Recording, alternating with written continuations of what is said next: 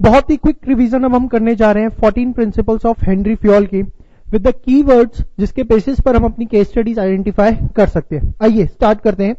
सबसे पहला वो प्रिंसिपल है हमारा division of work. Division of work का प्रिंसिपल क्या कहता है कि जो आपको ऑर्गेनाइजेशन के अंदर ओवरऑल टास्क है that you have to divide among the individuals according to their abilities and capabilities. जो भी ऑर्गेनाइजेशन के अंदर टोटल वर्कलोड है उसे आप इंडिविजुअल्स के बीच में डिवाइड करो उनकी एबिलिटी और उनकी कैपेबिलिटी के बेस पे। एबिलिटी की जब मैं बात करता हूं तो एबिलिटी से मेरा मतलब होता है physical stamina of the person, जबकि कैपेबिलिटी से मेरा मतलब होता है mental stamina of the person, mental power of the person. उसके बाद नेक्स्ट प्रिंसिपल हमारा आता है अथॉरिटी एंड रिस्पॉन्सिबिलिटी। अथॉरिटी का मतलब क्या होता है? Right to use the organisational resources.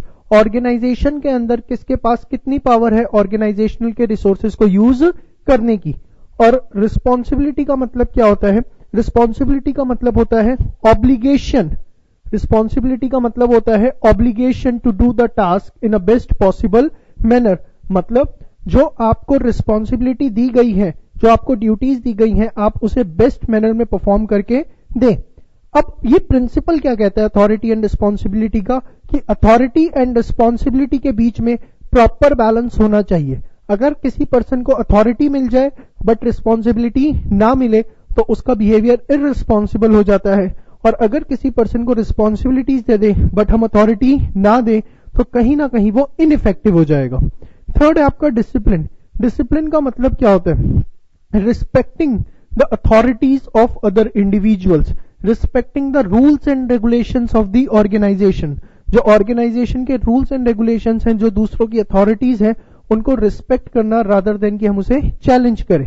ये प्रिंसिपल ऑफ डिसिप्लिन कहता क्या है कि सुपीरियर को नेसेसरी एक्शंस ऑर्गेनाइजेशन में रहते हुए लेने हैं to maintain the discipline. Superior actions must to maintain the discipline in the organisation. उसके बाद फोर्थ प्रिंसिपल हमारा यूनिटी ऑफ कमांड। कमांड का मतलब क्या होता है? ऑर्डर। यूनिटी मतलब सिंगल। तो यूनिटी ऑफ ऑर्डर का हमारा प्रिंसिपल क्या है? That subordinate must be ordered by one superior only. Subordinate को ऑर्डर सिर्फ एक सुपीरियर से मिलना चाहिए। अगर एक से ज्यादा superior at a time subordinate को ऑर्डर करेंगे तो कहीं ना कहीं सबॉर्डिनेट कंफ्यूज हो जाएगा, वो काम को डिले करेगा। And most importantly there may be a situation of division of loyalty, कि सपोज 3 बंदों ने मिस्टर ए को ऑर्डर किया तो वो सबसे पहले उसका काम करेंगे जिसके लिए वो ज्यादा लॉयल है। तो डिवीजन ऑफ लॉयल्टी का कॉन्सेप्ट भी यहां पर हो सकता है। तो यूनिटी ऑफ कमांड क्या है? Order from one superior only. Next है unity of direction. Unity of direction जो है it's extension of unity of command. मतलब जब मैं यूनिटी ऑफ डायरेक्शन पढ़ता हूं तो बाय डिफॉल्ट इसके अंदर unity of command cover up होता है। अब देखिए, one group one head, but इसके अंदर जो एक एक्स्ट्रा बात कही गई है that is one plan. That is there should be a one group with one head, one working on one plan at a time. Unity of command जो है वो एक्सटेंशन है यूनिटी ऑफ कमांड की। मतलब उसमें यूनिटी ऑफ कमांड की तो बात आती है, इसके अलावा भी कुछ और आता है, और वो क्या है? One plan. One group with one head should work on one plan only. Next है सेंट्रलाइजेशन एंड डिसेंट्रलाइजेशन। हमने देखा था सेंट्रलाइजेशन का मतलब क्या होता है कि डिसीजन मेकिंग पावर सिर्फ और सिर्फ किसके पास है? टॉप लेवल के पास। और जबकि डिसेंट्रलाइजेशन का मतलब क्या होता है? जब वो डिसीजन मेकिंग पावर डिस्ट्रीब्यूट हो जाती है at all the levels, top level, middle level and lower level, तो हम उसको क्या बोलते हैं? डिसेंट्रलाइजेशन। एक ऑर्गेनाइजेशन में सेंट्रलाइजेशन और डिसेंट्रलाइजेशन कितना होगा वो डिपेंड करता है उसके नेचर पर और उसके साइज पर। Depends on nature and size of the organisation. Thereafter the next principle is subordination of individual interest over the general interest. Individual interest क्या होता है? Personal objective of the employees. जब भी हम किसी ऑर्गेनाइजेशन को ज्वाइन करते हैं तो किसी पर्पस के साथ ज्वाइन करते हैं, और वो पर्पस क्या कहलाता है? Individual interest. जनरल इंटरेस्ट क्या होता है? The organisational objective. जिस पर्पस से हमने ऑर्गेनाइजेशन को सेटअप किया है that is termed as general interest. ये प्रिंसिपल क्या कहता है? Subordination of individual interest over general interest, कि हमारे लिए ऑर्गेनाइजेशनल इंटरेस्ट सुप्रीम है। मतलब in case of conflict between the personal interest and the general interest, we will give the priority to the general interest, that is the organizational objectives. Next है हमारा stability of personal, जो भी employees आपकी organisation के अंदर काम कर रहे हैं, एक reasonable amount of job security उन्हें मिलनी चाहिए।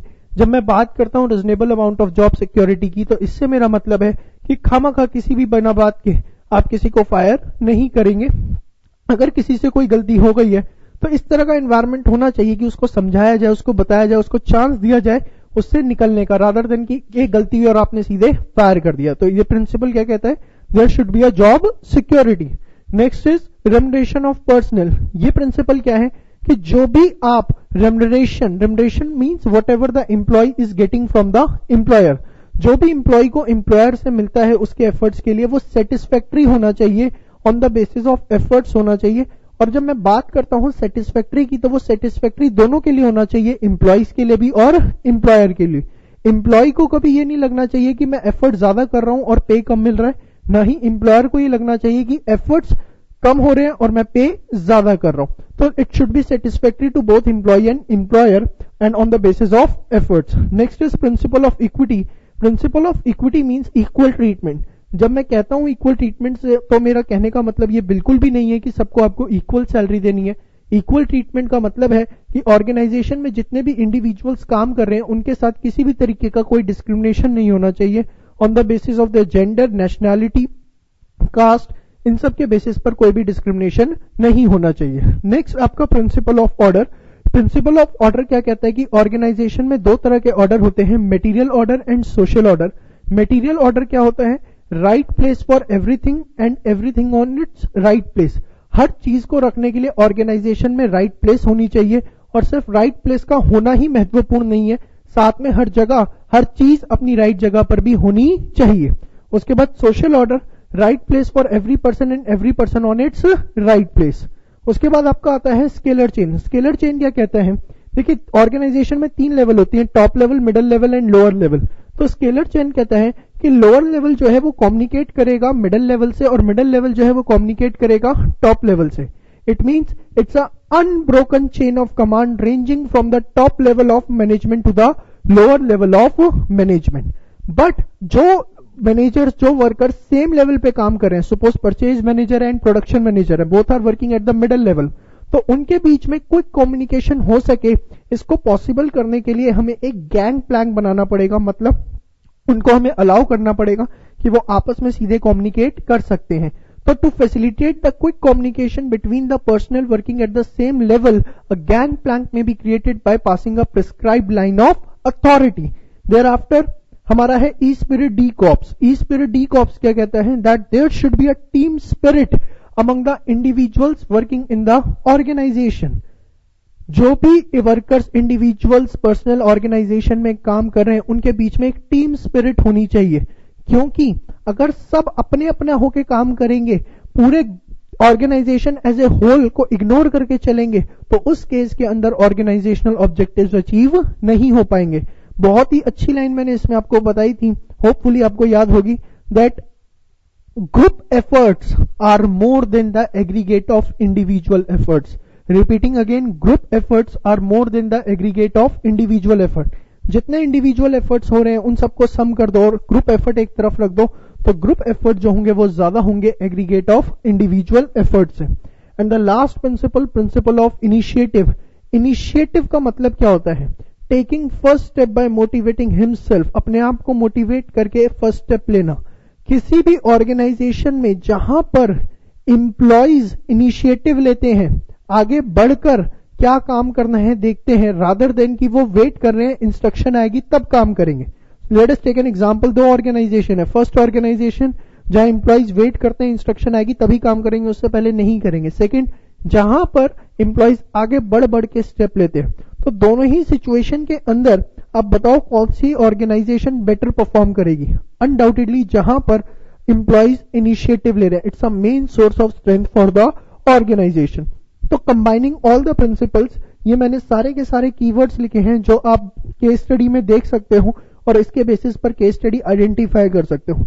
डिवीजन ऑफ वर्क का, ability and capability, authority and responsibility, proper balance between authority and responsibility, discipline, superior actions must to maintain discipline, unity of command, order from one superior only, unity of command, one group, one head, one plan, centralization and decentralization depends on nature and size, subordination of individual interest over general interest, organizational objectives are supreme, stability, job security, remuneration on the basis of effort, principle of equity, equal treatment, principle of order, material order, social order, scalar chain, unbroken chain of command plus gangplank, e-spirit, decoop, team spirit, principal of initiative, source of strength.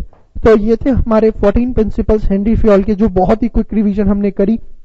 Next video आपको बड़ी जल्दी मिलेगी जिसके अंदर हम discuss करेंगे F W Taylor के principles as well as उनकी टेक्निक्स। Thank you.